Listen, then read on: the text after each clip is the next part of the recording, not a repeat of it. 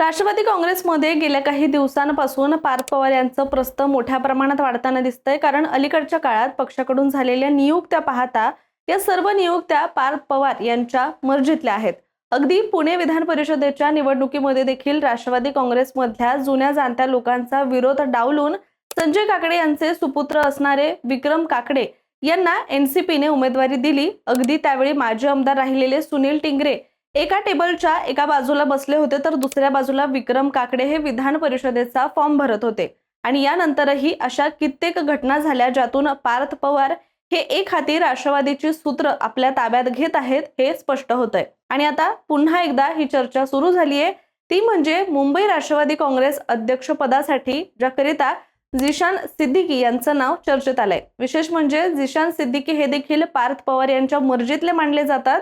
त्यांचा मुंबईतील हिंदी सिनेसृष्टीशी असणारा संपर्क आणि इतरही जो त्यांचा प्रभाव आहे एनसीपी साठी जमेची बाजू ठरू शकतो। पण त्याआधी कोण आहेत झिशान सिद्दीकी यावरच आपण पुढची काही मिनिटं बोलणार आहोत, त्यामुळे हा व्हिडिओ शेवटपर्यंत नक्की बघा। नमस्कार, मी रामेश्वरी आणि तुम्ही पाहताय कट टू कट। राष्ट्रवादी काँग्रेसच्या अजित पवार गटात सध्या मुंबईच्या पक्षाच्या अध्यक्षपदावरून राजकीय हालचालींना वेग आलाय।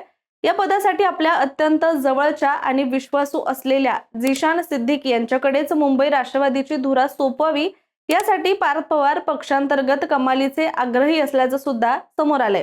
त्यामुळे ही चर्चा केवळ मुंबई राष्ट्रवादीच्या अध्यक्षपदापुरती मर्यादित राहिली नसून पक्षाच्या संघटनात्मक निर्णयांमध्ये पार्थ पवारांचा वाढता प्रभाव सुद्धा दिसून येतोय आणि याकडे सुद्धा आता राजकीय वर्तुळाचं लक्ष लागलंय। दरम्यान मुंबई राष्ट्रवादी काँग्रेसचं अध्यक्षपद सध्या रिक्त आहे। समीर भुजबळ यांनी या पदाचा राजीनामा दिल्यानंतर हे पद दीर्घ काळापासूनच रिक्त राहिलंय आणि आता या पदासाठी पक्षाकडून नव्या नावाचा शोध सुरू असताना झिशान सिद्दीकी यांचं नाव देखील पुढे आलंय। मात्र झिशान सिद्दीकी यांच्या नावाला पक्षामध्ये सर्वांचीच पसंती आहे असं नाहीये।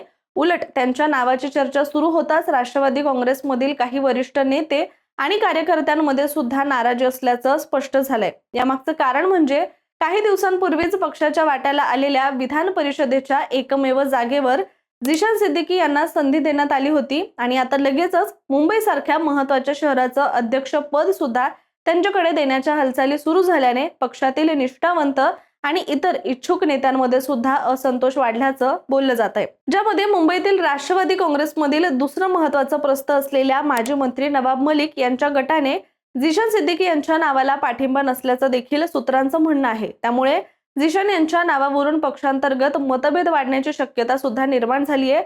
अर्थात झिशान सिद्दीकी यांच्या मागे पार्थ पवारांचा पाठिंबा असल्याचं सांगितलं जात असलं तरी या नावामागचं राजकीय गणितही महत्त्वाचं मानलं जात आहे। म्हणजे तरुण चेहरा, मुंबईतील राजकीय अनुभव आणि मुस्लिम समाजातील प्रभावी चेहरा अशी झिशान सिद्दीकी यांची काहीशी ओळख आहे। त्यामुळे मुंबईत पक्षाची संघटना मजबूत करण्यासाठी तरुण नेतृत्वाला संधी देण्याचा हा प्रयत्न असल्याचं देखील बोललं जात आहे।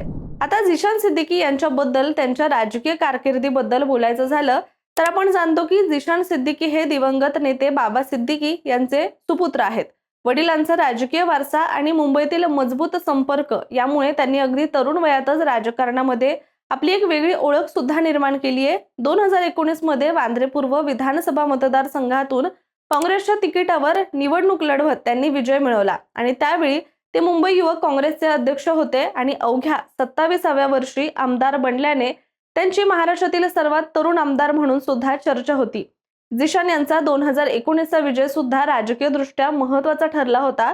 तत्कालीन शिवसेनेनं विद्यमान आमदार तृप्ती सावंत यांना उमेदवारी नाकारून विश्वनाथ महाडेश्वर यांना मैदानात उतरवलं आणि नाराज तृप्ती सावंत यांनी अपक्ष म्हणून निवडणूक लढवली आणि भाजपने त्यांना पाठिंबा दिला होता आणि या तिरंगी लढतीचा फायदा झिशान सिद्दीकी यांना झाला आणि त्यांनी सुमारे 5000 मतांनी सुद्धा त्यावेळी विजय मिळवला होता।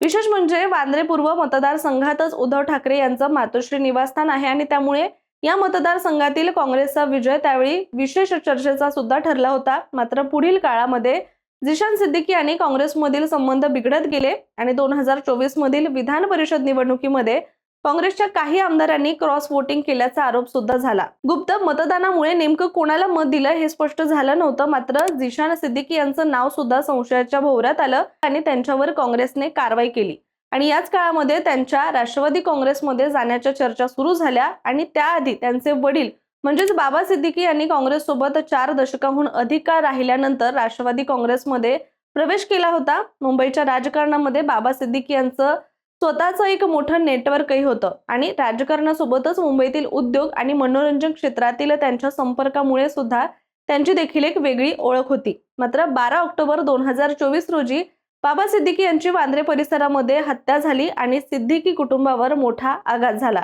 यानंतर झिशान सिद्दीकी यांनी काँग्रेसचा हात सोडत अजित पवार यांच्या नेतृत्वाखालील राष्ट्रवादी काँग्रेसमध्ये प्रवेश केला होता आणि विधानसभा निवडणुकीच्या पार्श्वभूमीवर पक्षाने त्यांना पुन्हा वांद्रे पूर्व मधून उमेदवारी दिली. मात्र यावेळी निकाल त्यांच्या बाजूने लागला नाही आणि झिशान सिद्दीकी यांना 46,000हून अधिक मतं मिळाली. पण महाविकास आघाडीचे उमेदवार वरुण सरदेसाई यांनी त्यांचा सुमारे 11,000 मतांनी पराभव केला. त्यामुळे आमदारकी गेल्यानंतर त्यांचं राजकीय भवितव्य काय असा प्रश्न सुद्धा उपस्थित झाला होता.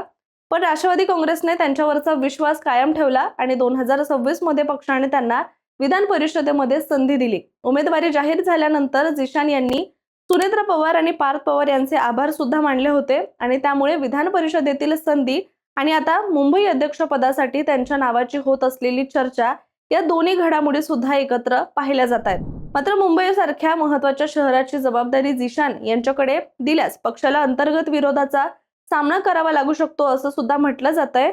म्हणजे एका बाजूला पार्थ पवारांचा झिशान यांच्या नावासाठी आग्रह असल्याचं सांगितलं जात असताना दुसऱ्या बाजूला नवाब मलिक गटाचा देखील विरोध आहे आणि पक्षातील निष्ठावंत नेत्यांची नाराजी अशी दुहेरी कोंडी निर्माण होऊ शकते. त्यामुळे आता पक्ष झिशान सिद्दीकी यांच्या नावावर शिक्कामोर्तब करतो की पक्षातील विरोध लक्षात घेऊन मुंबईसाठी दुसरा चेहरा शोधणार आहे, याकडे आता खरं तर सगळ्यांचं लक्ष लागलंय. परंतु जर झिशान सिद्दीकी यांच्याकडे मुंबई राष्ट्रवादीची जबाबदारी सोपवली गेली तर पार्थ पवारांची अलीकडच्या काळातील पक्षाच्या संघटनात्मक निर्णयांमधील वाढती भूमिका असाच त्याचा अर्थ नक्की निघणार आहे. पण सोबतच विधान परिषदेनंतर लगेचच मुंबई अध्यक्षपदाची संधी देण्याचा निर्णय पक्षातील जुन्या आणि निष्ठावंत नेत्यांना कितपत मान्य होईल आणि पार्थ पवारांच्या पसंतीचा झिशान सिद्दीकींच्या नावाचा प्रस्ताव पक्षांतर्गत विरोधावर मात करू शकेल का, याचं उत्तर राष्ट्रवादीच्या आगामी निर्णयातून आपल्याला स्पष्ट होणार आहे. तुर्तास आपण इथे थांबूया, परंतु आपलं या सगळ्याबद्दलचं मत सुद्धा कमेंट करून आम्हाला नक्की कळवा आणि अशाच राजकीय विश्लेषणात्मक व्हिडिओसाठी कट्टूकटला सबस्क्राईब करायला विसरू नका.